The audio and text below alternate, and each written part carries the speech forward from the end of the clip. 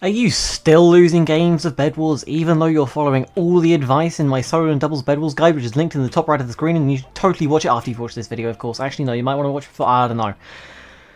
Well, you've probably come to the right place. I don't know, I haven't thought this intro through really, but basically, this video, I'm going to be, telling you about some, general tips for Bed Wars, for every single mode of it, stuff that's useful, common, what is it? It's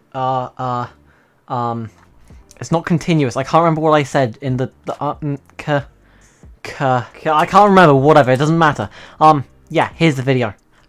Wait, hold on, no, not yet, okay. This is part 2 of a 3-part series of guides, known as the Ultimate Guide. I mean, people have already done that, I mean, fairly, but, it was a cool name, and I thought of it myself. But,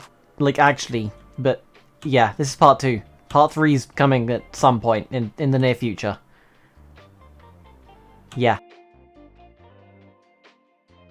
Starting things off with a relatively important part of Bed Wars, we have PvP. I consider myself to be half decent at PvP, but there are certainly better people and also certainly better guides than this one.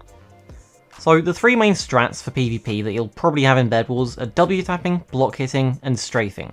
W-tapping is as its name suggests. You tap W, which resets your sprint, which allows you to get more knockback on your opponent, and in turn allows you to get better combos.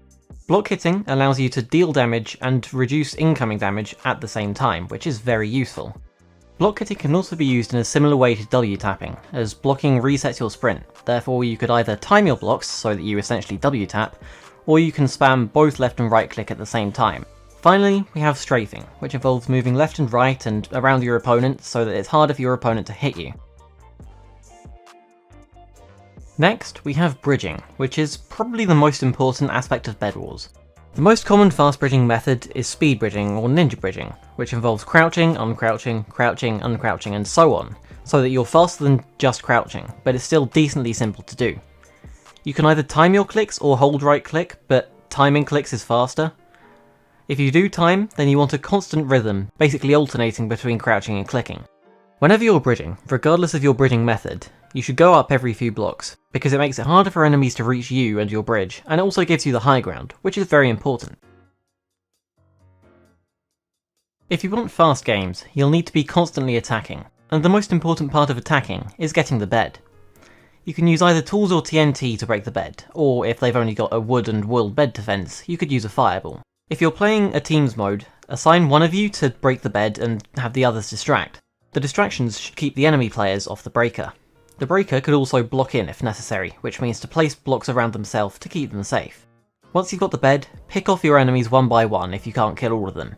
If it's, for example, a 3v3, try to all go for one of them to make it a 3v2 the next time, and then a 3v1 after that. If you're playing solo, all you need to do is kill your enemy once, block into their bed defense if necessary, and break the bed. Try to kill them then if you can, but if you can't, you really need to keep going for them before they get insane amounts of gear and purl on you with Prot 4 diamond armour. If the worst comes to the worst and you find yourself being attacked, the most important thing is to keep people off your bed. If it's early in the game, chances are not everyone will have tools, even in solo, so you should try to keep the breaker off your bed, and if you have teammates, try not to all die at the same time, so your attackers have to keep dealing with at least one person. Try to take 1v1s rather than all going for one person, but make sure to kill the breaker over the distractions. If your attackers have TNT, you should buy water and wait for them to place the TNT, then place the water over the TNT so that the TNT doesn't damage any blocks, because that's what water does. Minor fatigue traps are also very useful, whether you have a massive defense or no defense at all. They only cost 1 diamond and can really hinder someone breaking your bed, so you should buy them whenever you can. Gamesense is a major aspect of Bed Wars. It is essentially knowing what to do and when. You should decide which teams to attack based on how good you think they are. You can generally judge this by how quickly they take out another team. Cross-mapping can sometimes be a good idea if you can take out whoever you're targeting quickly, but it does leave your bed exposed to other teams. You should also constantly be checking who has diamonds, who's been mid, if anyone's rushing you, and so on. Being aware of where people are and what they have can help you take them out. A mistake I still make despite being 540 something stars is voiding. You shouldn't void unless you have at least 30 seconds before someone gets to your base, especially in solo, as if you void too late, you won't have gear to defend with, and most likely won't have a bed either. If some of your teammates are already at your base, you could void to help them defend, but if your attackers outgear and outnumber you, you and your teammates should just abandon your bed. Clutching is much easier than it seems, although it is certainly easiest in solo. When your bed gets destroyed, you and your teammates need to stick together and gear up as much as possible. Collect diamonds and emeralds and spend all of your iron and gold, there's no point in saving it. Buy gapples, fireballs, iron armour, iron swords and plenty of blocks, and upgrade your protection and sharpness. One of you should get potions and upgrade their tools, then wait for an opportunity to break any remaining beds, preferably when there is no one at the base. That person should then get out of there as fast as possible, and then you can hopefully pick off the remaining players with fireballs, avoiding actual fights. Ignore them calling you a noob. Block clutching is very useful, but by no means a necessary skill. What it is saving yourself from falling into the void or dying from fall damage by placing a block underneath yourself on the edge or side of an island. To do it, you look almost straight down but not quite straight down, at about the same angle as if you're bridging, and spam blocks as fast as you can and try to save yourself. It can be used either after being hit off by a player or an explosion, or to make a jump that you otherwise wouldn't be able to make. Resource management could be classified as being part of Gamesense, but I needed a 10th tip, so I've put it separately. But it is also quite a major part of the game. Starting with iron, you should always buy at least 32 blocks, unless you need to urgently hit someone off your bed after respawning. You should also try to buy tools as soon as possible, and a stone sword whenever you can. Later in the game you may want to upgrade your tools and buy fireballs. In terms of gold, you should aim to get iron armour as soon as possible, but you could buy a TNT for your first rush if necessary. You should save for armour after that. Buy a gapple if you're low on health at any point, or if you think you might need one. With diamonds, you should get a mine fatigue trap above all else, then protection and sharpness. If someone has obsidian, haste could be a valid idea as well. Finally, with your emeralds, you should only really buy potions and perhaps obsidian if you deem it necessary. If you don't have a bed, pearls are a good choice, as they can save you from the void or simply from a fight you're losing. Communication, of course, only really applies to team modes, but in solo you could kinda be communicating with yourself, thinking, oh, Aqua's over at White, and White is next to my base, and I'm all the way over at Red, I don't know. Something like that. Anyhow, you and your teammates should constantly be telling each other where you all are, what you're doing, where other teams are, what bed defenses people have, and so on.